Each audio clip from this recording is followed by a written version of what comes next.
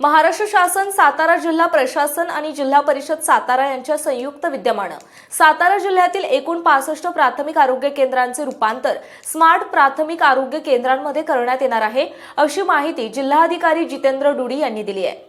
महाराष्ट्र शासन, सातारा जिल्हा प्रशासन आणि जिल्हा परिषद सातारा यांच्या संयुक्त विद्यमाने सातारा जिल्ह्यातील एकूण 65 प्राथमिक आरोग्य केंद्रांचे रूपांतर स्मार्ट प्राथमिक आरोग्य केंद्रामध्ये करण्यात येणार आहे। या उपक्रमाचा शुभारंभ मुख्यमंत्री एकनाथ शिंदे यांच्या हस्ते करण्यात आलेला होता।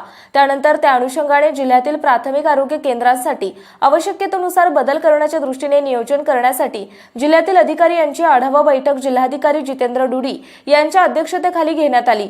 यावेळी ते बोलत होते। सातारा जिल्ह्यातील प्राथमिक आरोग्य केंद्रामध्ये स्मार्ट प्राथमिक आरोग्य केंद्र उपक्रमाअंतर्गत अद्ययावत वैद्यकीय साहित्य केंद्रामधील अंतर्बाह्य विभाग, प्रसूतीगृह आणि शस्त्रक्रिया गृह हे प्रमुख विभाग असून हे सर्व विभाग अद्ययावत तांत्रिक संसाधनांनी सुसज्ज ठेवण्यासाठी अद्ययावत साधन सामुग्री खरेदीबाबत सूचना देण्यात आल्या।